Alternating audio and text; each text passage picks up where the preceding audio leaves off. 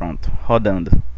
E aí, meu pessoal, vamos aqui para a continuação, né, da revisão desse segundo módulo, né? Como conversado anteriormente, seriam gravados 2 momentos, né, de revisão, em que o primeiro momento seria acerca dos 3 primeiros tópicos, né, a síntese, metabolismo e latenciação de fármacos, enquanto nesse segundo momento viria para vocês sobre os beta-lactâmicos, né, sobre a estrutura, a relação estrutura-atividade dos beta-lactâmicos, sobre a estratégia de modificação, que é o bioisosterismo, e além disso também para a gente conversar sobre os anti-inflamatórios não esteroidais. Perfeito?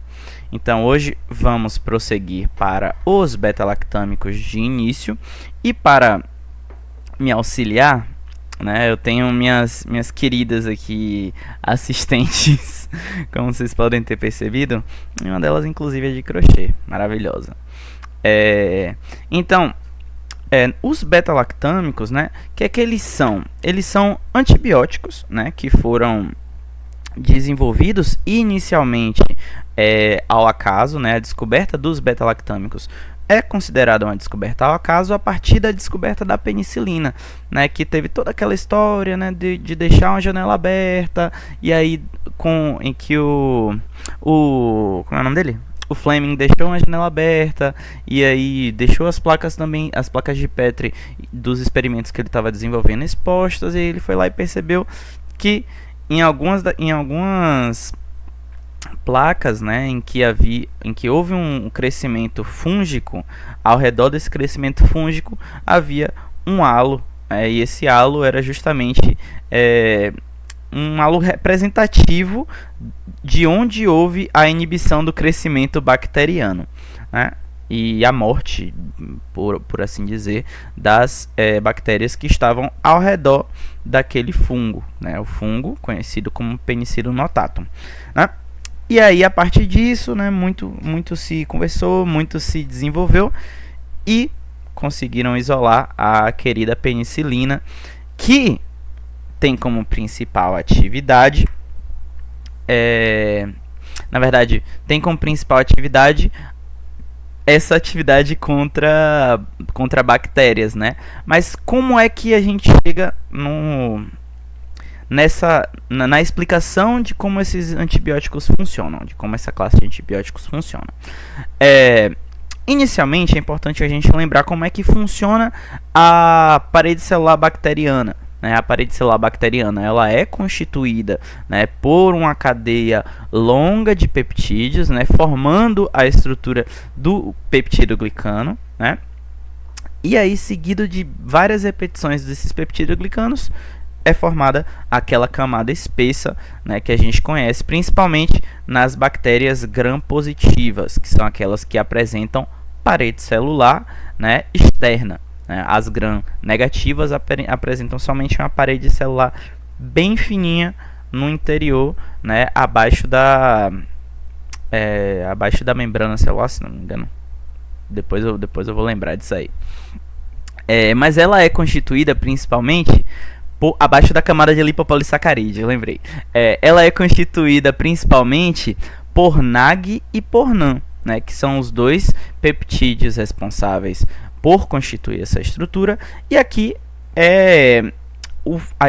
um exemplo, né, didático de como funciona a enzima que é responsável por construir esta parede celular, né? Sendo assim, o que é que principalmente acontece? No resíduo de um desses peptidoglicanos, ela vai reagir, né, através de um ataque nucleofílico nessa terminação D-ala-D-ala, e aí, a partir disso, ela vai, né, estabelecer ela vai criar uma separação inicial, e depois disso vai gerar a formação da parede de peptídeos, né, da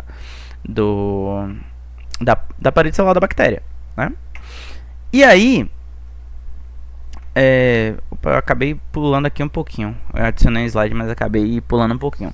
E aí, o que é importante a gente saber da estrutura desses peptídeos, né? Por quê? O tipo de inibição que os beta-lactâmicos desenvolvem, né, eles seguem a lógica de inibição competitiva, né? Eles são antagonistas competitivos das transpeptidases, certo? Por quê?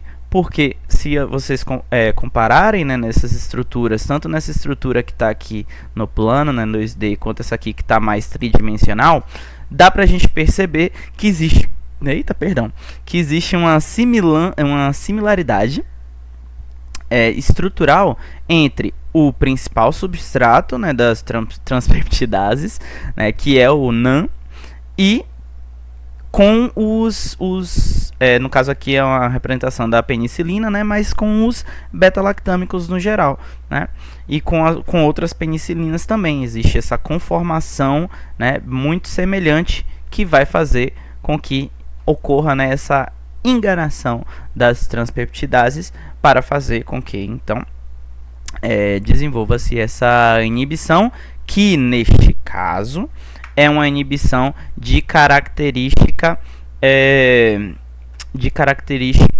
irreversível. Por quê? Né? Porque os beta-lactâmicos eles vão se ligar de forma covalente às transpeptidases bacterianas, né? Ou seja, o que é que acontece? Esse resíduo de serina da transpeptidase, dessa enzima, ele vai fazer o ataque nucleofílico no anel beta-lactâmico, né, nesta região da lactama, e a partir deste ataque nucleofílico vai haver a formação desta ligação covalente. E a partir desta ligação covalente, o mesmo mecanismo anteriormente, né, que ele se dava de forma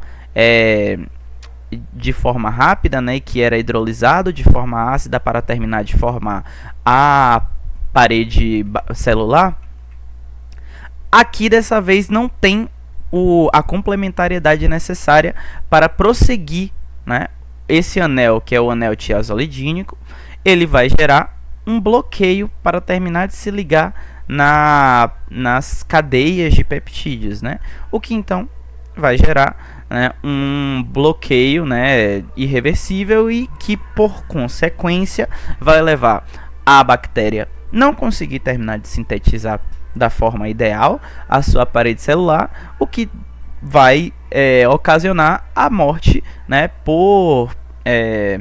devido a diferenças osmóticas, né, vai gerar uma lise dessa bactéria, né, desse indivíduo bacteriano.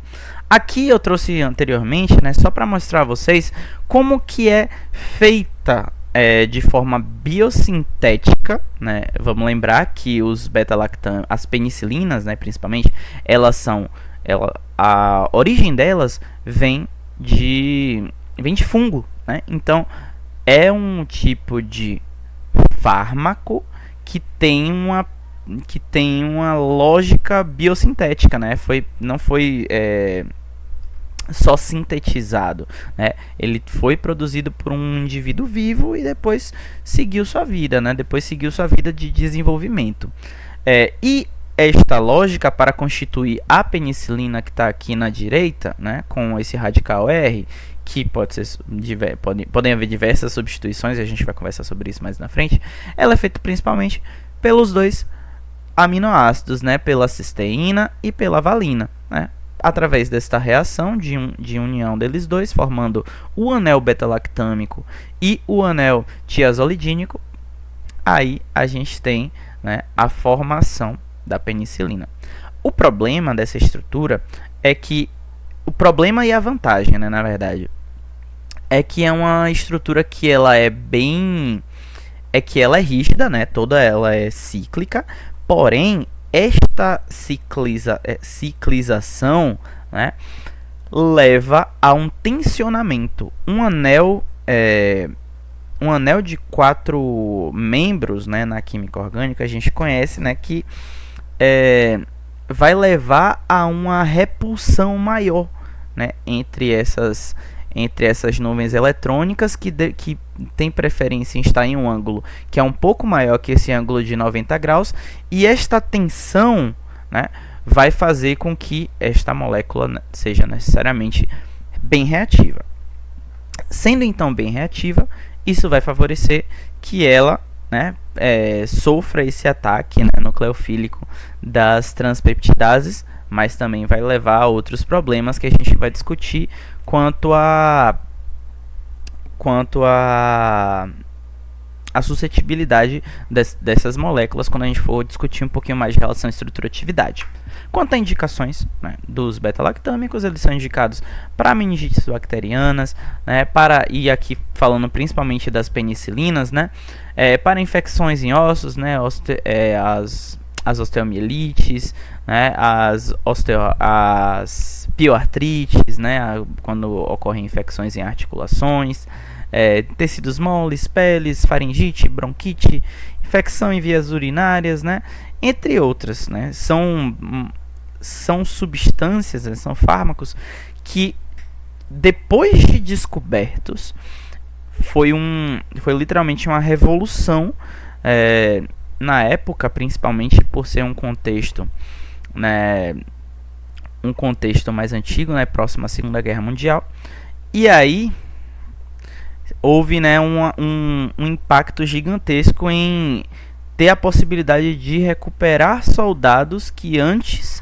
sofriam com infecções gravíssimas e ferimentos, né, que vinham infectados do campo de batalha, e agora eles conseguiam, né, ter uma expectativa de vida maior, né, para combater estas infecções de um modo mais racional, certo?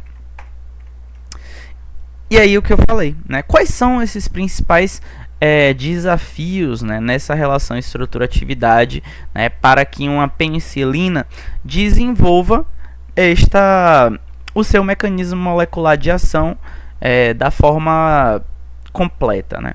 Existem dois principais, né? Dentre eles a gente discute sobre a suscetibilidade às beta-lactamases, né, e a suscetibilidade ao meio ácido. Quanto às beta-lactamases, né, as beta-lactamases, elas são enzimas que são codificadas e expressas pelas bactérias, né, como forma de resistência à ação de penicilinas. Ou seja, é um mecanismo... Peraí que tá passando um carro maravilhoso agora aqui.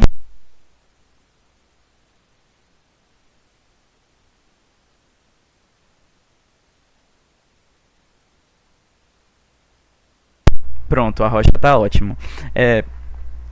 Então, são enzimas que são expressas pelas bactérias enquanto um mecanismo evolutivo de defesa, né? As penicilinas representam dano à bactéria e a bactéria, né, e as bactérias sofreram nessa pressão evolutiva para desenvolver um mecanismo que resolva isso. O problema disso para a terapia, né, de ter enzimas que quebram os beta-lactâmicos, né, que clivam o anel beta-lactâmico e levam, né, à formação de um produto que ele é inativo quanto a transpeptidases, é justamente isso, né? É levar a um intermediário, né, a um produto final que ele não vai conseguir resolver o problema pelo qual o fármaco foi inicialmente desenvolvido. Para isso, o que é que se desenvolveu? Eu ia até colocar uma imagenzinha bonitinha do Patrick, que tem direitinho mostrando, né, a inclusão desses grupos volumosos. O que é que acontece? Através da adição de grupos que são volumosos o suficientes para levar a uma inibição da ação das beta-lactamases, né, através de um impedimento estérico, mas pequenos no tamanho certo para permitir que os beta-lactâmicos ainda consigam entrar no sítio ativo, né, da beta-lactamase desenvolver o seu mecanismo molecular de ação. E isso é interessante para a gente porque aqui a gente consegue, através dessa modificação neste grupamento R, incluindo grupos como naftaleno, né, que são 2 anéis benzênicos, um anel benzênico ligado a outros grupos funcionais, né, a metoxilas, a halogênios também, né, existe a possibilidade então de contornar este problema. Além disso, a gente tem uma certa suscetibilidade. Lembra que eu falei sobre a reatividade do anel beta-lactâmico? Pois bem, neste caso aqui da benzilpenicilina, quando ela interage com o meio ácido, existe a possibilidade deste oxigênio, né, dele ser protonado e então ocorrer um ataque intramolecular, né, que vai, devido, né, a essa alta reatividade do anel beta-lactâmico. E este ataque intramolecular vai levar, né, a uma sequência de reações de rearranjo intramolecular, né, levando à formação do ácido penicilênico. E o ácido penicilênico, por si só, ele não vai ter atividades frente à transpeptidase, né, que é a enzima alvo para a ação dos beta-lactâmicos, né, das penicilinas. Para contornar esta lógica, o que é que se faz? Uma adição de um grupo que ele seja, né, mais eletronegativo do que o carbono, mais eletronegativo quanto possível, para, né, estabilizar esse paraeletrônico aqui do oxigênio, da carbonila, fazendo então com que não haja este ataque, né? Este ataque nucleofílico aqui. Feito essa estabilização, a molécula então se torna menos suscetível à degradação, né? a reações secundárias que possam acontecer em meio ácido, beleza? E por que isso é tão importante, né? Porque tem coisa mais chata do que ter que tomar um medicamento de forma injetável. Nem sempre é muito interessante, né? Quando você quer fazer uma terapia que ela pode ser feita perfeitamente de forma oral, com o paciente tomando na posologia direitinho, né? 12 em 12 horas, 24 em 24 horas, como acontece em várias terapias com penicilinas, né? Que você consegue fazer aquele ciclo perfeitamente. Já com alguns beta-lactâmicos que não são resistentes ao meio ácido inicial do trato gastrointestinal, você tem, né, a necessidade de fazer essa administração pela via intramuscular, né, ou pela via intramuscular ou então pela via endovenosa. E esse é um problema, né, porque nem para isso você precisa de um profissional treinado para fazer a administração e tal, e aumenta a complexidade da terapia também, né, ao invés de ser uma coisa bem simples como a administração por via oral. Só surtei aqui achando que o botão do microfone não tava ligado, mas tá assim. E com relação, né, a relação estrutura-atividade das penicilinas, o que importa mais pra gente é saber o que, né? Em primeiro lugar, é extremamente importante que a gente tenha o anel beta-lactâmico, né? É ele que vai ser o farmacóforo, né, que vai desempenhar a atividade biológica desejada, propriamente dita. É ele que vai fazer que vai sofrer o ataque da serina, do resíduo de serina da transpeptidase, certo? Então, se a gente não tem esse farmacóforo, logo a gente não tem a atividade. Então, isso já é um dos pontos principais e chaves para a discussão da REA das penicilinas. Outro muito importante, né, é a presença desse íon carboxilato. Por quê? Deixa eu ver se aqui na frente tem. Aqui tem. Esse íon carboxilato ele é extremamente importante para estabilizar, né, esta interação. Aqui no caso é uma interação de caráter iônico, né? Enquanto está acontecendo aquele ataque nucleofílico, né, por parte da serina no anel beta-lactâmico, o íon carboxilato, que está nessa terminação aqui do anel tiazolidínico, ele vai ser responsável por estabilizar, né, esta interação. E isso, né, garante uma maior afinidade dos beta-lactâmicos, né, das penicilinas, à transpeptidase, né? E o que mais que a gente tem aqui? Além disso, a gente tem que essa estequiometria em que os dois hidrogênios estão jogados para trás, né, é extremamente essencial para que haja uma semelhança estereoquímica para com o substrato principal, né, dessa enzima. Então, o encaixe, né, depende da estereoquímica também. Então, esses hidrogênios eles precisam estar em cis, ou seja, os dois precisam estar na mesma posição, né, na mesma posição estereoquímica. E além disso, esse resíduo lateral, né, essa cadeia lateral amida, ela é importante para os pontos que eu já passei, né, para vocês. E o anel bicíclico, né, já comentei anteriormente que é extremamente importante a presença desse anel, para que haja o bloqueio, né, na sequência da reação, de prolongamento, né, da cadeia peptídica, né, que formaria então a parede celular da bactéria. Perfeito? Quanto ao espectro de ação, o que é importante a gente lembrar? Isso, inclusive, cai em prova, né? Tudo isso aqui que eu já falei cai em prova, né, sobre o mecanismo e tal, mas isso aqui é uma coisa que às vezes a gente esquece, né, e vira e mexe cai em prova. Os principais...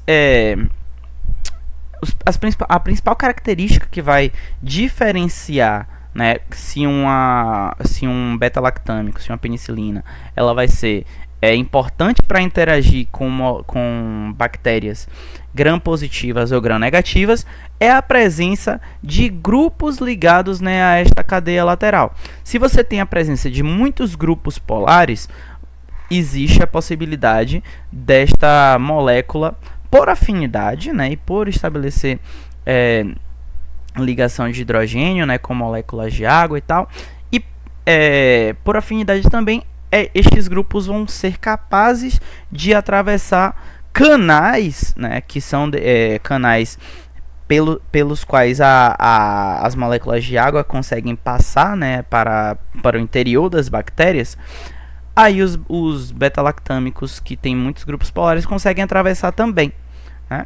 E aí vai haver, né, uma possibilidade de atravessar este canal e impedir a síntese, né, da parede celular que fica abaixo da parede de lipopolissacarídeos, né? De lipopolissacarídeos que fica ao redor das bactérias gram-negativas. E as principais responsáveis, né, como eu falei o nome, são as aquaporinas, né? São canais, são proteínas de membrana, mas que são canais, certo? E quando a molécula ela apresenta muito mais grupos apolares, é porque, né, elas vão interagir melhor, né, com as bactérias que são gram-positivas. Não haverá, né, mais aquele canal, não haverá afinidade, né, pelas aquaporinas, né, nem pela água e nem pelas aquaporinas. Beleza? Essa é a lógica aí. Enquanto as cefalosporinas, elas vão desenvolver um mecanismo de ação mesmo, né, o mesmo.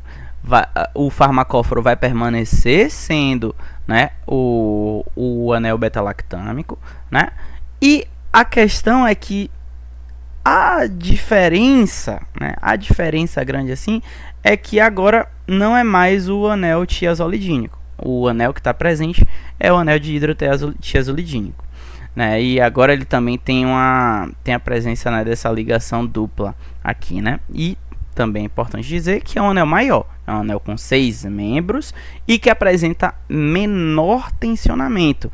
Este menor tensionamento vai conferir um pouco mais de estabilidade às cefalosporinas. E por conferir um pouco mais de estabilidade, também vai conferir um pouco menos de reatividade também. Mas vai ser bem interessante. Nossa, meu nariz está coçando, gente. Meu Deus do céu. Nite. E por conferir essa maior estabilidade, existe, né, a diminuição da reatividade. Perfeito. Quanto a réa das cefalosporinas, é a mesma lógica, né? Mesma lógica para meio ácido e mesma lógica para beta-lactamases, né? E também existe a mesma importância quanto à presença do grupo carboxílico no anel bicíclico, né? Esse grupo carboxílico vai ser extremamente importante, principalmente para estratégias de latenciação. E nessas estratégias de latenciação, e vai ser ali em que essas estratégias podem ser adotadas para gerar fármacos que vão ser, por algum motivo, né, eles não tenham uma absorção adequada, né, ou ele tem alguns problemas associados a o que a gente discutiu, né, em outra aula, né, a características organolépticas, a características de solubilidade, etc. Ali é um bom lugar onde pode haver essa modificação, tá bom? E além disso, né, quanto à substituição do enxofre por oxigênio, né, na terminação aqui, existe, né, confere uma resistência às beta-lactamases, porém o enxofre ele garante uma maior atividade do que o oxigênio neste caso. Quanto a outras classes de beta-lactâmicos, né, a gente tem os carbapenêmicos, né, a exemplo a gente tem o imipenem, aqui embaixo a gente também tem exemplos do meropenem, o exemplo do ertapenem, e o que é que importa para a gente conhecer ele, né? Ele não vai ter aquela cadeia lateral, que é a cadeia acil-amino, né? Ela está ausente aqui. E o que importa a título de inibição de beta-lactamases é a estereoquímica deste grupo que está presente aqui, nesse grupo que apresenta desse grupo quiral, né, que apresenta uma metila, uma hidroxila, né. Esta posição e arranjo no espaço vai levar a um bloqueio, né, na aproximação das beta-lactamases. Beleza? Então, a presença desta dupla ligação aqui no caso dos carbapenêmicos leva a um aumento na rigidez, né, desse núcleo tiazolidínico, levando então a um aumento também, né, de toda a rigidez desse anel bicíclico, né? O que vai levar então a uma maior reatividade do anel beta-lactâmico, certo? E aqui são só mais alguns exemplos, né, mostrando modificações estruturais que levam à formação desses carbapenêmicos. Aqui a gente tem os monobactâmicos, né, o que, se eu não me engano, foi discutido em aula, foi o azotreonam, né, que ele são grupos monocíclicos, né, e eles são bem interessantes para o tratamento contra bactérias gram-negativas, principalmente pela presença, né, gigantesca de grupos polares, né, nessa cadeia lateral acil-amino. Lembrando, né, do que eu comentei anteriormente. Mas já nesse caso dos monobactâmicos, eles não vão desenvolver o mesmo mecanismo de ação que as penicilinas e as cefalosporinas. O mecanismo de ação deles está mais associado às proteínas ligadoras de penicilinas, né, que são essenciais para formar, né, o septo bacteriano. Este septo bacteriano, durante a divisão celular final, né, quando ele não é formado para separar um indivíduo do outro, leva à formação de uma bactéria, né, que é disfuncional, um corpo bacteriano disfuncional. E além disso, importante lembrar das beta-lactamases. As beta-lactamases, elas não apresentam essa cadeia lateral, né? E o enxofre ele é substituído pelo oxigênio, né? Existe toda a mesma lógica, né, do corpo beta-lactâmico, né, e do anel tiazolidínico, mas com a diferençazinha da presença desse enol éter na conformação Z. Conformação Z é os dois do mesmo lado, beleza? E o que é importante falar deles é que eles, na verdade, não têm atividade contra as bactérias, né? Eles têm atividade contra as beta-lactamases, deixa eu fechar isso aqui, contra as beta-lactamases que vão agir contra os beta-lactâmicos, né? Então, qual é a lógica de utilizar uma molécula dessa, né? Imagino que vocês devem ter estudado bonitinho e todo mundo lembra que o ácido clavulânico ele vai agir, né, e outros inibidores de beta-lactamases vão agir enquanto inibidores suicidas. Eles têm um anel beta-lactâmico ali que vai ser extremamente reativo, né, devido à ausência dessa cadeia acilamino, e ele está lá exposto, né, para as beta-lactamases. Então, este anel vai, por afinidade, reagir inicialmente com as beta-lactamases, inibir a ação dessas beta-lactamases, e depois disso, e aí, né, os beta-lactâmicos que são administrados em associação com o ácido clavulânico, a gente conhece principalmente a amoxicilina, eles vão estar mais disponíveis para reagir contra as transpeptidases bacterianas. Beleza? Beleza. Fechamos o beta-lactâmico aqui para essa revisão jogo rápido. Vamos falar de bisosterismo. Sempre que alguém, né, comenta comigo sobre bisosterismo e tal, e às vezes até o pessoal comentou, né, sobre tipo, poxa, como é que eu entendo direito o bisosterismo? Eu lembro todo mundo de que a gente já tem visto o bisosterismo de certa forma desde o início, desde o primeiro módulo, quando a gente fazia pequenas alterações, né, nas moléculas e mantendo um esqueleto em comum, né, e comparando, né, essas alterações, a gente já estava de certa forma gerando bioisósteros. Porque o que é de fato essa modificação estrutural, né? O bisosterismo ele vai pegar, né, ele vai considerar que diferentes grupos químicos, eles numa mesma estrutura,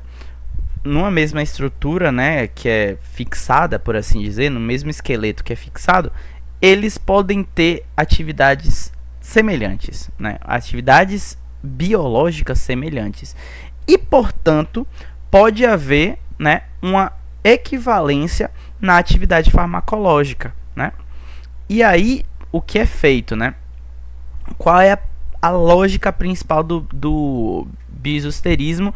É encontrar moléculas que vão ter uma atividade melhor, né? Que vão ter um perfil farmacocinético melhor, um perfil de segurança melhor, e que vão conseguir agir ainda no mesmo alvo molecular, né? E que essas alterações que são feitas, elas são feitas em busca de manter ou melhorar a atividade terapêutica. Perfeito? Para essa troca, né, normalmente é considerado trocar pequenos fragmentos, né? Trocar grupos funcionais, trocar um anel, trocar uma sequência de átomos, inverter uma sequência de átomos, e a gente vai falar de tudo isso, né?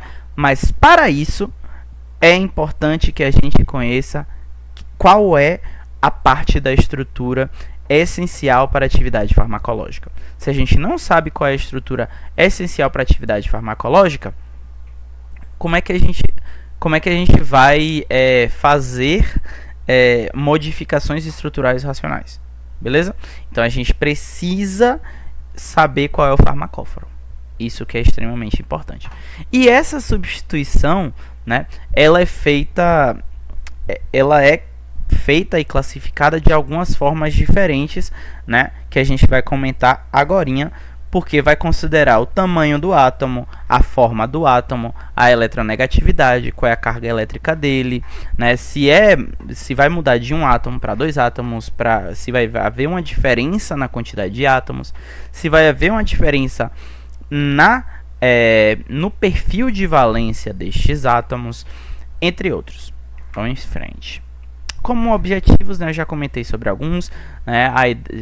A ideia é melhorar as características farmacocinéticas e farmacodinâmicas, né? Melhorar a interação com o receptor e melhorar o perfil de absorção, distribuição, metabolismo e excreção. Além disso, tem a lógica de que pequenas modificações podem levar a contornar algumas patentes, né? A gente vai discutir mais lá na frente quando a gente for conversar sobre fármacos Me Too. Além disso, né, manter a mesma atividade, melhorar a afinidade, eficácia e especificidade, diminuir efeitos colaterais, isso aqui eu também já comentei, melhorar a estabilidade da molécula e otimizar parâmetros farmacocinéticos. E aí, como é que essas formas, né, de bioisosterismo são classificadas? Cafezinho. Ela é dividida em duas lógicas, né? O bioisosterismo é dividido em duas lógicas.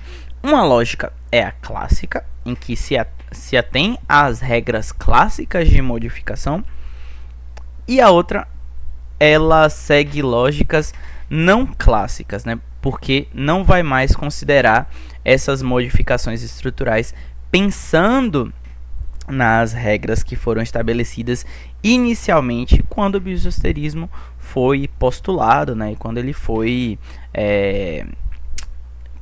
inicialmente estudado.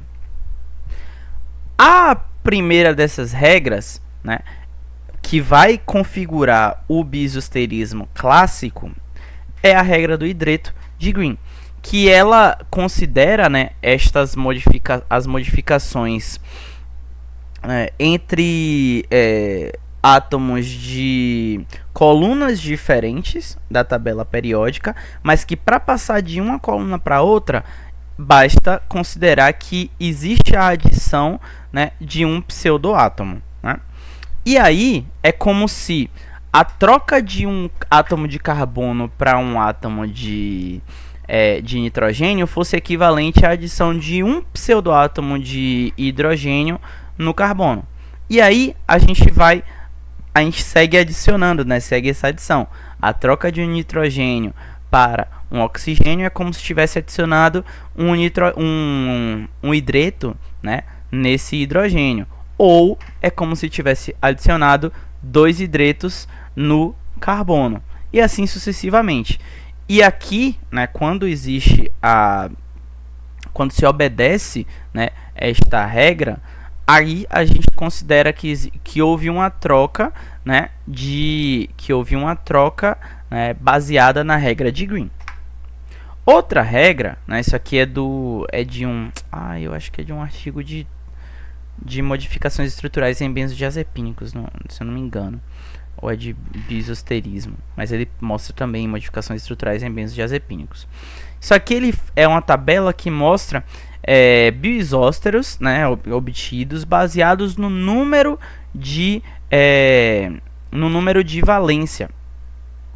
Ou seja, se mantém a mesma coluna, mas se muda qual é o período, né? Mudando estes átomos, né? Aqui a gente tem na mesma coluna, né, a quantidade de átomos periféricos, que tem o nitrogênio, fósforo, enxofre, astato e antimônio, né? E aí, quando existe essa modificação nestes átomos, de um átomo para outro, seguindo essa mesma lógica, considera-se que houve, né, uma troca bioisostérica, mas que segue a regra de Erlenmeyer. Perfeito? E aí, se segue Erlenmeyer ou se segue Green, a gente considera como a gente considera como uma troca bisostérica, né, clássica. Aqui, né, outros exemplos, né, isso aqui é do Eliezer, que é adaptado, né, de Minwell, que fala sobre o bisosterismo clássico, né, e aí vai mostrar aqui pra gente, ó, se existe uma troca, né, que é de um átomo que é monovalente para um outro grupo funcional que também é monovalente, houve, né, como é que pode falar, obedeceu-se, né, a essas regras e definições estabelecidas inicialmente por Green e Erlenmeyer. Quando é de um divalente para outro divalente, tá na regra também. Quando é de um trivalente para outro trivalente, regra também. Quando é tetravalente para outro tetravalente, tá na regra também. Então, estas trocas, né, dentro desta mesma lógica, é clássico.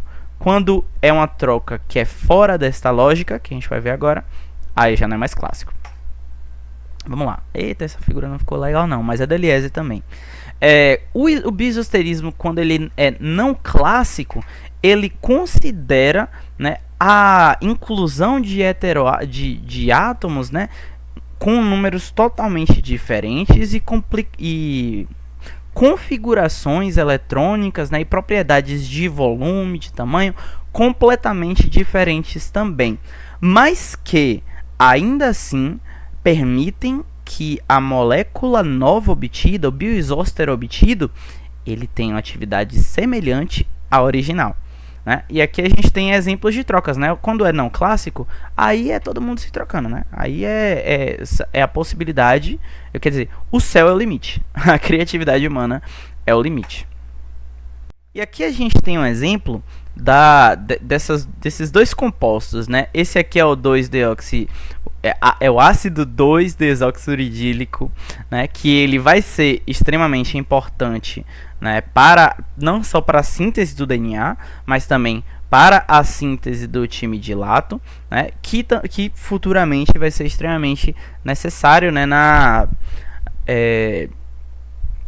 síntese na via do folato, né? Na via do folato. Já aqui a gente tem um composto que é o 5-fluoro-2-desoxiuridílico, né? O ácido 5-fluoro-2-desoxiuridílico, que é utilizado, né, como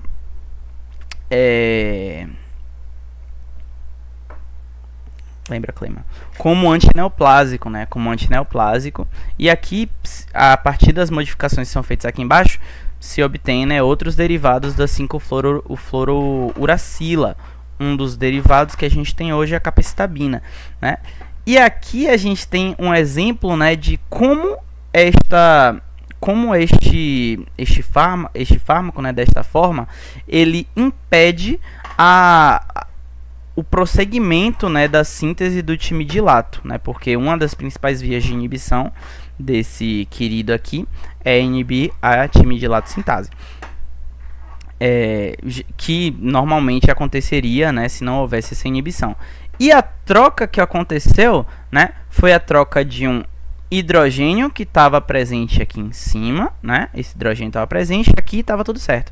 Mas quando se coloca um flúor, né, aí já se mudou de conversa. Mas o que é que aconteceu? Mudou-se de um átomo monovalente para outro átomo monovalente também, né? Então, tá tudo certo na Bahia. Bisosterismo de função, né? Houve uma mudança funcional, mas clássica, né? Saiu de um hidrogênio, substituiu por um halogênio. E aqui é um exemplo quando ocorre uma mudança, né, não clássica, não só, né, existe uma mudança da quantidade de átomos, né? Existe uma mudança dessa função orgânica, né, que aqui a gente tinha antes um ácido carboxílico, né, o fragmento acetil, né, para um outro grupo, né, um grupo fenol, que está ligado a outros dois átomos de flúor em orto comparado a essa hidroxila, né? E aqui a gente não tem nenhuma correlação nem da quantidade de átomos, nem da quantidade nem da quantidade de valência, né, nem do perfil de valência, né, é tudo diferente, mas isso leva, né, a um aumento de atividade, ao menos nesse estudo aqui, né, que agora eu não vou conseguir lembrar de onde foi que eu tirei isso, mas no artigo estava assim, né, como esse aumento da atividade também está associado a um aumento de lipofilicidade e também vai levar a diferenças, né, que são exigidas para processar e depurar essa estrutura. Mas o que é interessante a gente lembrar aqui? A gente manteve um núcleo, né, uma estrutura fixada, um esqueleto fixado, e a gente alterou uma porção dela. E a partir dessa alteração, a gente manteve, né, a finalidade farmacológica, né, o fim para o qual aquele fármaco foi desenvolvido, o fármaco original desenvolvido, continuou o mesmo, mas a gente conseguiu melhorar. É isso que importa. E aí, falando, né, dos não clássicos também, existe o retroisosterismo, que, logicamente, né, pela lógica, é só trocar a posição do grupo, né? Inicialmente aqui, vocês veem que essa carbonila, ela está posicionada ao lado do grupo R. Nesse outro lado aqui, a carbonila está posicionada ao lado do grupo R1. Então, isso que é bioisosterismo, né? Então, você tem a presença de um grupo funcional, né, que ele é invertido e ainda assim existe a manutenção desse grupo funcional, né? Mas que não existe de fato uma troca de átomos. Existe só esse switchback aí. Aqui é outro exemplo de retroisosterismo, né? Que é um bioisosterismo não clássico, em que existiu a troca, né, do practolol para o atenolol. Existiu a troca, né, da posição desta amida em que ela estava, né? O nitrogênio estava ligado ao anel aromático, já no atenolol a troca ela é um pouquinho diferente, né? Vamos seguir em frente aqui. E quando eu comentei com vocês, né, sobre patentes, aqui é uma estratégia que é muito utilizada pela indústria farmacêutica para obter fármacos novos, para obter fármacos inovadores. Uma troquinha que, por exemplo, a gente tem um fármaco que ele está protegido por patente de uma indústria X e eu sei que isso aqui é um fármaco interessante para tal doença e eu quero ser concorrente, né? Mas você ainda não pode promover a síntese daquilo porque está protegido por patente, não pode promover nada, tem que ficar de boa, não pode fazer nenhum medicamento associado àquilo que ainda está protegido por patente. O que é que você faz? Tá bom, vou ver se trocando uma coisinha aqui, um anelzinho, uma posiçãozinha aqui, eu consigo obter uma estrutura semelhante quanto à atividade farmacológica e também uma estrutura que vai conseguir me dar vai conseguir me permitir produzir aquele novo medicamento, certo? Essa é a lógica dos fármacos Me Too. Eles se baseiam em fármacos que já existem e vai lá e faz uma pequena modificaçãozinha, uma besteirinha, e aí leva à obtenção de uma molécula nova. A gente tem as séries homólogas, né? As séries homólogas são ferramentas utilizadas para comparar essas modificações estruturais, né? Sempre que eu falo, né, de modificações estruturais, de bioisosterismo e de séries homólogas, eu peço para vocês lembrarem do que a gente estava fazendo lá no primeiro módulo, né? Em que no primeiro módulo a gente trabalhou com a estrutura dos opioides, né? Na atividade prática, a gente fixava a estrutura, o esqueleto, né, comum de um opioide, né? E a partir disso fazíamos pequenas alterações pontuais nessas estruturas. Nesse caso aqui a gente tem o donepezil. E do donepezil a gente tem, né, 3 pontos interessantes para fazer essa modificação estrutural. E com isso a gente consegue fazer diversas modificações que são bisostéricas, né? Aí vai depender, né, claro, do tipo de bisosterismo que for aplicado, mas isso aqui a gente não precisa discutir agora. Mas o que importa pra gente é, a gente fixa um esqueleto em comum e altera pontualmente em alguns lugares. E aqui a gente tem a estrutura do donepezil, que apresentou um KI de 0,010, né, um KI muito interessante para um fármaco, né, porque isso significa que ele tem uma afinidade extremamente alta para com o seu receptor. E não só isso, né? A partir dele foram feitas algumas modificações, né, em que se obteve até alguns derivados quase tão com afinidade quase tão boa, quase tão interessante quanto o próprio donepezil. E aí é isso que essa série homóloga quer dizer pra gente, né? A gente vê que só tem, né, esse aqui que tá com 10 a menos 8, esse aqui tá com 10 a menos 8 também, esse aqui o 20 tá com 10 a menos 8 também. E a gente vê, né, que quanto maior o PKI, maior é a afinidade do fármaco. Quanto menor o KI, menor a afinidade do fármaco para com seu receptor. E assim a gente também pode utilizar, né, as séries homólogas, essas variações pontuais, para comparar também EC50 e C50, entre outras características do fármaco, né? Encerrando o bisosterismo, vamos falar, né, dos anti-inflamatórios não esteroidais. Os anti-inflamatórios não esteroidais, eles são utilizados para o que o nome dele já está dizendo, né? Para combater os mecanismos, né, e os sinais que estão associados a características inflamatórias.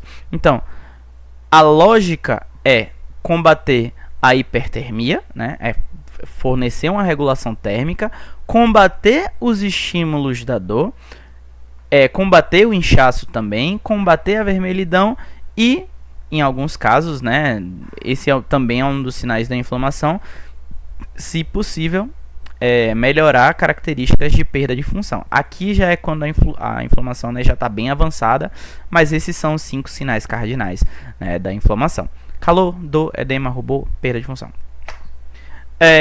E qual o mecanismo que os anti-inflamatórios não esteroidais seguem, né? Eles seguem principalmente a lógica de inibir, né, as ciclooxigenases para impedir a formação, né, das prostaglandinas, que são pró-inflamatórias. E estas prostaglandinas, elas estão envolvidas diretamente com os mecanismos associados a vasodilatação, dor e febre, né, que são os principais. A vasodilatação, né, está diretamente associada ao rubor, né, e também tá correlacionada também ao edema. A febre, né, está associada ao calor, e a dor está associada ao calor também. Em alguns casos, também vai haver a inibição da produção de tromboxanos, que os tromboxanos estão associados aos mecanismos de agregação plaquetária, e neste caso, se eles têm sua biossíntese interrompida, a gente tem alguns casos em que existem riscos, né, associados à coagulação, né, mediante a administração de um anti-inflamatório não esteroidal. E tudo isso é derivado da cascata do ácido araquidônico. Isso que a gente precisa lembrar. E aqui, tem mais uma figurinha aqui que ficou meio borrada, né? Mas aqui a gente tem o exemplo da ciclooxigenase, né? Do que é essa ciclooxigenase? A ciclooxigenase, ela é uma enzima que ela utiliza também como principal, como um dos principais aminoácidos, né, do seu sítio catalítico, a serina, olha só. Mas ela tá lá, né? Ela tá lá presente, né, ela tá lá presente nas membranas celulares, mas mediante esta catálise, né, do ácido araquidônico, ela leva à formação das prostaglandinas e também levam à formação, né, dos tromboxanos. E aí, esse tipo de interação é uma interação, né, que é reversível.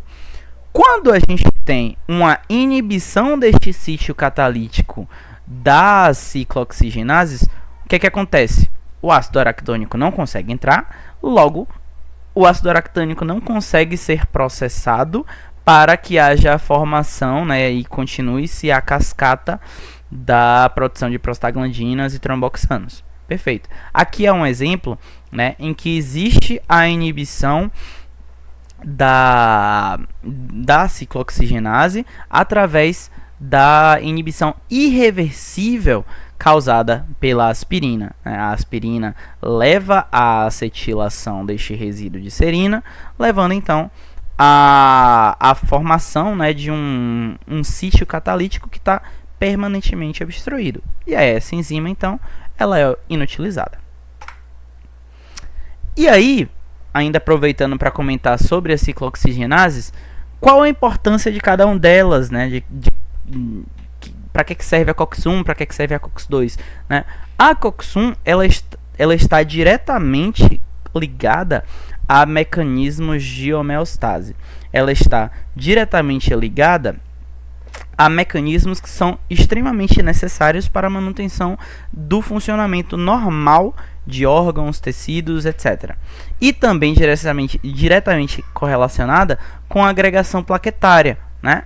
E uma das prostaglandinas que são produzidas pela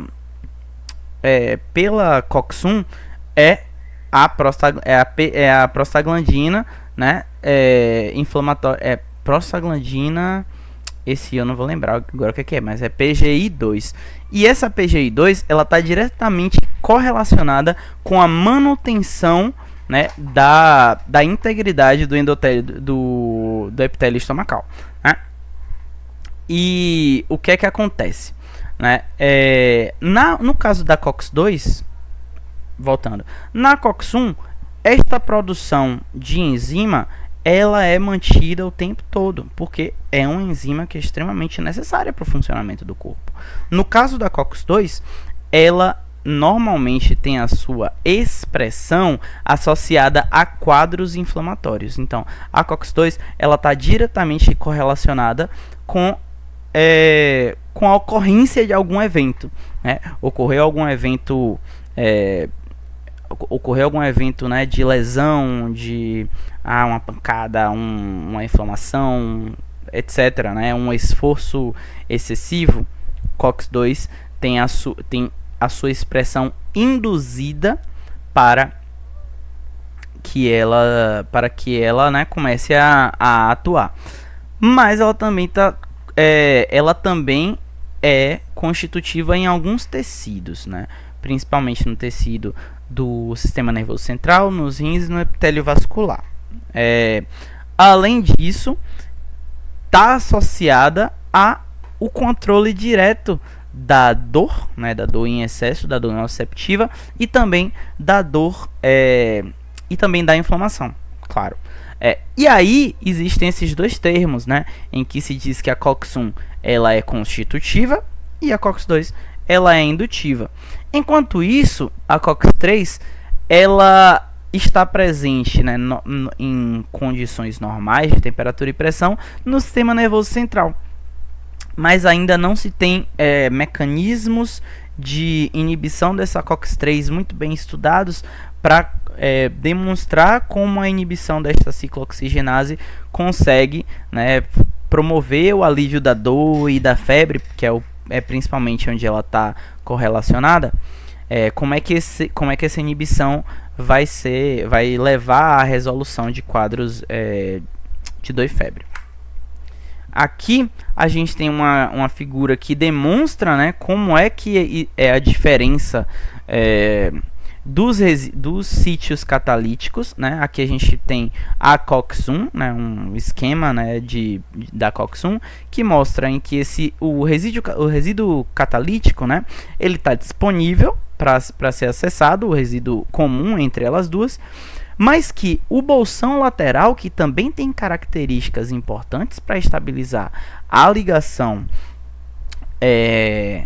com um AINE que ele seja seletivo para ela, né? Aqui nesse caso a gente tem a presença na COX-1 de um aminoácido que é a interleucina, né? Na posição 523, que é muito grande, né? Que ela é muito volumosa, e esse volume leva a um impedimento estérico que possa, né, levar, né, ao acesso desse bolsão aqui. Nesse caso, né, que esse bolsão principalmente ele interage com resíduos de sulfonamida, né, que a gente vai ver lá nos AINEs seletivos para COX-2. Já aqui na COX-2 a gente não tem mais a isoleucina. Isoleucina? É a isoleucina, né? Isoleucina. Aqui a gente já tem a valina, né, nessa posição 509.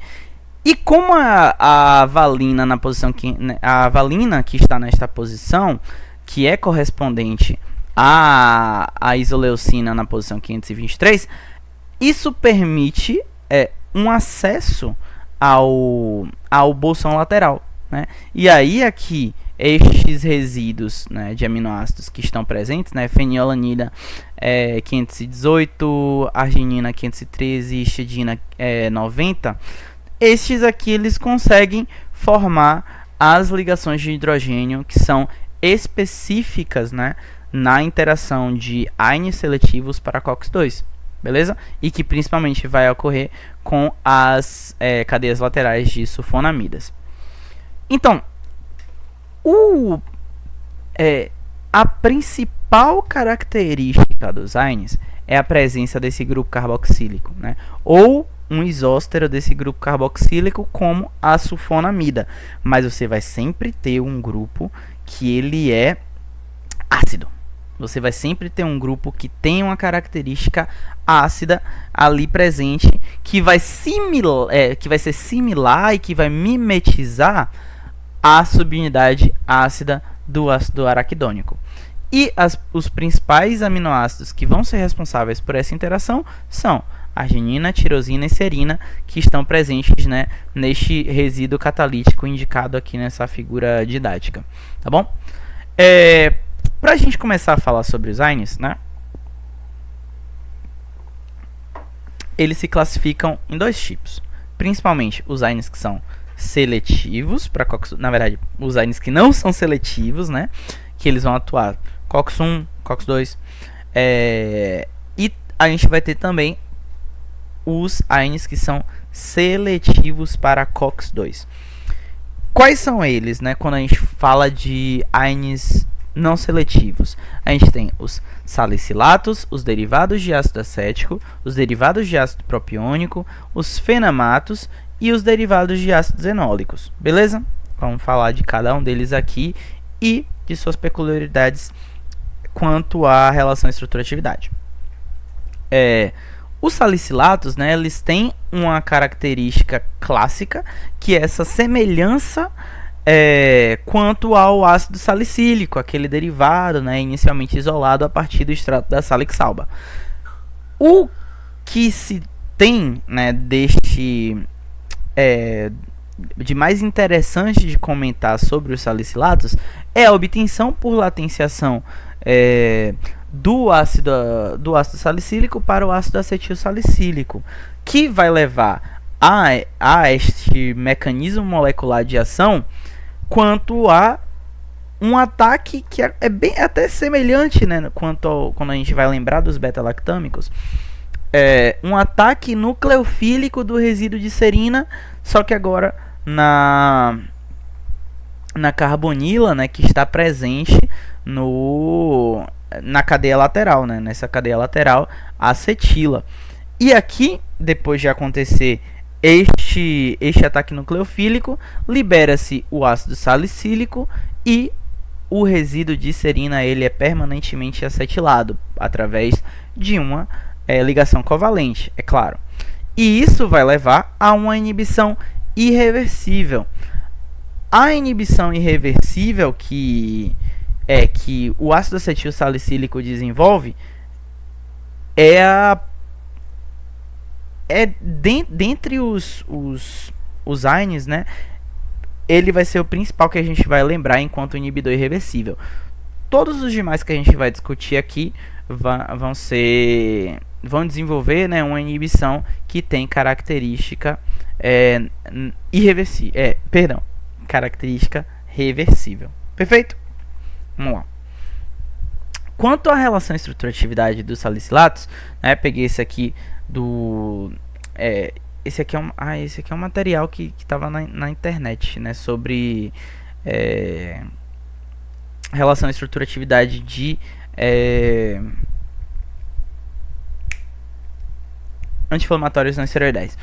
E aí a gente tem, né, que este grupo ácido ele é extremamente importante, né? Isso vai se repetir em todos os outros. Quando a gente reduz as características ácidas desse composto, a gente perde, né, uma ação anti-inflamatória importante quanto à interação, né, com as COX 1 e 2, né, mas ele ainda consegue agir quanto a COX 3 e ainda consegue levar a uma inibição que vai levar a diminuir alguns mecanismos da dor, né, mas perde toda a atividade anti-inflamatória.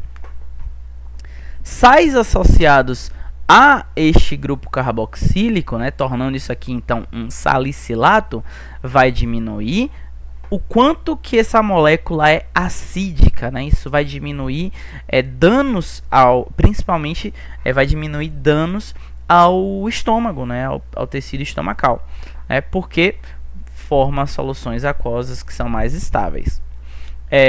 Substituintes hidrofóbicos, né, vão levar a uma melhor interação com o receptor. E outra, a inclusão de halogênios, né, nesse anel aromático pode levar a um aumento de potência, e com esse aumento de potência levar a uma diminuição no caso dos padrões de segurança, né, dos parâmetros de segurança, e um aumento de toxicidade. A acetilação neste resíduo, né, da cadeia lateral aqui, onde está R1, leva, né, àquela formação da ligação covalente.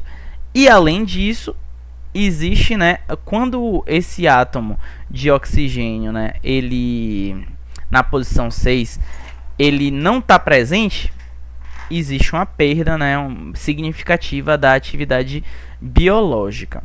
Beleza? Vamos em frente aqui. Quanto aos ácidos propiônicos, né, a gente vai lembrar principalmente daqueles que terminam com eno no nome, ibuprofeno, cetoprofeno, são dois exemplos aqui que eu trouxe para vocês, são indicados para dores musculares ou articulares. Para eles, a gente vai ver, né, novamente a presença do grupo carboxílico, né, interagindo com resíduos de arginina e tirosina, e o corpo da molécula, né, interagindo com bolsões hidrofílicos, certo? Só que o que é que a gente precisa lembrar? Que aqui, né, nos ácidos propiônicos, este resíduo, né, que é característico de um ácido que é propiônico, né, que apresenta 1, 2, 3 átomos, ele tem característica quiral. Então, aquele que apresenta a isomeria S vai ser aquele que tem a maior potência. Já o seu R vai ser menos potente, né? Grupos hidrofílicos, né, que permitem uma melhor interação com o bolsão hidrofílico das ciclooxigenases vão levar a uma melhor, né, interação. E aqui, né, tem falando, né, do grupo alfa-metílico e tal, mas já comentei sobre isso também. Quanto aos ácidos acéticos, são aqueles que são principalmente lembrados como os ACOs, né? Etodolaco, cetorolaco, diclofenaco, etc. Também utilizados para dor e quadro inflamatório, né? Associados a distúrbios musculoesqueléticos. E aqui, o que é que a gente tem de principal, né, nessa estrutura? A presença do ácido acético. 1, 2 carbonos, olha o ácido acético aqui. Novamente aqui, né? 2 carbonos, olha o ácido acético aqui. Então, ele vai... Essa terminação acídica vai novamente simular, né? A terminação, né, mais importante, né, do ácido araquidônico, e claramente essa acidez ela está diretamente correlacionada. Eu acho que o mais importante de salientar aqui é que ele tem esse sistema que é feito de 2 anéis, né, e aí ele acaba se tornando, né, correspondente a como que o ácido araquidônico se organiza no espaço e quais são os bolsões que o ácido araquidônico ocupa, né, e isso torna, né, no caso, os ácidos acéticos interessantes para a terapia, e a relação estrutura-atividade vai estar totalmente ligada, né, a essa conformação em que eles dois estão, né, em que eles estão em poses diferentes no plano, né, porque existe uma repulsão entre suas nuvens eletrônicas. E aí ele vai conseguir acessar os sítios, né, que precisam sofrer interação no caso das ciclooxigenases. Aqui, né, tá, belezinha. Vamos em frente. Quanto aos fenamatos, existe, né, eles são muito menos utilizados hoje em dia, né, mas eles são derivados, né, semelhantes ao ácido salicílico, mas derivados do ácido salicílico. O que se comenta aqui, né? Que também existe uma correlação de não coplanaridade para poder acessar, né? Aqui, ó, para poder acessar os bolsões da ciclooxigenase, e isso leva a um aumento da atividade. O que mais? Eu acho que isso aqui é o principal interessante, né, para a gente comentar. Quanto aos oxicans, eles vão ter também um grupo que ele é acídico. Nesse caso, o grupo acídico aqui é a terminação enólica, né, que ela tem característica ácida. E a gente vai ter como principais representantes o meloxicam e o piroxicam. E eles apresentam um tempo de meia-vida um pouquinho menor devido a essa ausência do grupo carboxílico. Aqui tem sobre sua relação estrutura-atividade também. A atividade máxima é quando ele apresenta uma metila nessa posição. Ele é estabilizado por ressonância, né? Existe uma estabilização por ressonância. E as maiores atividades que são verificadas é quando nesse R1 você tem a presença do anel que é um 2-piridil ou um anel que é um 2-tiazolil. Acho que isso aqui é o mais importante para a gente, né? Ele aqui consegue estabelecer esse equilíbrio cetoanólico, né, que é extremamente importante. Ele vai ser o essencial para ele vai ser o farmacóforo no caso, né? E é isto. Quanto aos os inibidores seletivos de COX-2, a gente tem principalmente os coxibs e os olidos. A lógica para o desenvolvimento desses queridos aqui já não é mais só na LBDD, já é algo que vai trazer para a gente o contexto de, vamos olhar como é que é o receptor, e aí a partir de como é que é o receptor, né, de como a gente já discutiu anteriormente, né, um pouquinho sobre a diferença da COX-1 para a diferença da COX-2. Pronto, agora que a gente sabe quem é quem, vamos focar nesse aqui. Por que existe nessa necessidade? Porque já se sabia que quando se inibe muito a COX-1, a gente tem problemas associados ao trato gastrointestinal. E logo a gente tem a ocorrência de reações adversas que não são interessantes, que são problemáticas. E junto com isso, baixa adesão, né? Com fármacos que são muito potentes. O surgimento dos COX-2 foi pensando, se a gente tem problema com a COX-1, por que a gente não pode só focar no COX-2? Né? E aí, a partir disso, foram feitas, né, alterações estruturais para atender a essas necessidades, atender a essas características da COX-2. Vamos lá. Aqui, né, um pouquinho do que eu já comentei com vocês, né, da diferença estrutural da valina e da isoleucina, já comentei, né, novamente aqui. E aqui a gente tem os coxibes, né, que surgiram, né, com essa lógica.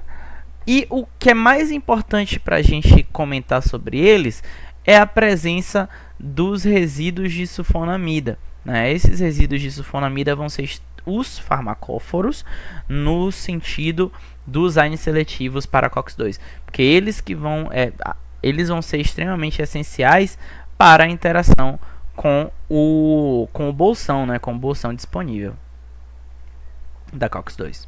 E existe, né, a principal característica entre eles é essa correlação entre dois ciclos que estão separados por dois ciclos aromáticos, né, que estão separados por um anel que é heterocíclico, né, ou seja, é uma estrutura chamada de diaril heterociclo. Pronto. E o mais já comentei, né, com relação à estrutura e atividade, o mais importante é eles e essa conformação diaril heterocíclica. E com relação aos ulidos, a gente tem principalmente, né, o representante principal, que é a nimesulida. A nimesulida, ela tem também essa mesma lógica de atingir aquele bolsão, mas não foi uma classe assim muito que não estabelece a mesma relação estrutura-atividade que os coxibes, né? Não tem a estrutura do anel, dos anéis, né? Do arcabouço diaril heterociclo, mas aqui apresenta, né, dois anéis aromáticos que estão separados por um heteroátomo, né? No caso aqui uma ligação éter, que apresenta uma sulfonamida nessa sua terminação aqui, que está em orto com relação ao éter. Eu acho que é pronto para isso.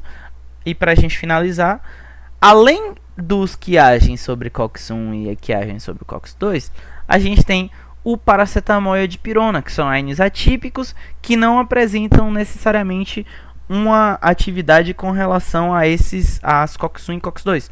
Por isso, não apresentam atividade anti-inflamatória significativa, mas conseguem agir. Hoje em dia ainda não se tem um mecanismo de ação bem estabelecido nem para o paracetamol nem para a dipirona, mas eles conseguem agir. A principal hipótese é que eles agem na COX-3, levando a uma inibição, né, na função da COX-3, que leva a uma diminuição nos parâmetros, né, de dor e de febre, né, mas não necessariamente numa diminuição da inflamação, né, da produção das prostaglandinas, que são pró-inflamatórias. E é isso, se não me engano, encerramos, né, nessa revisão zona flash de resumir algumas boas aulas aí, algumas boas semanas de aulas nestas revisões. Claro, de tudo que eu falei aqui, não tá tudo aqui, né? Tem muito mais no que foi dado em sala de aula, né? Nos slides que estão em sala de aula. Recomendo, claro, também a consulta como é que se diz? As fontes terciárias, né? Aos livros, né? As fontes secundárias, né? Aos artigos, para artigo não é fonte secundária, não, artigo é fonte primária. Aos artigos para que vocês consigam, né, correlacionar esses tópicos. E é isso, gente. Só desejo um bom estudo, acredito em cada um de vocês. E vocês vão arrasar nessa prova teórica. Em breve vamos ter a nossa revisão para a prova prática também. Tá bom? Nos vemos em breve. Boa sorte. Tchau, tchau.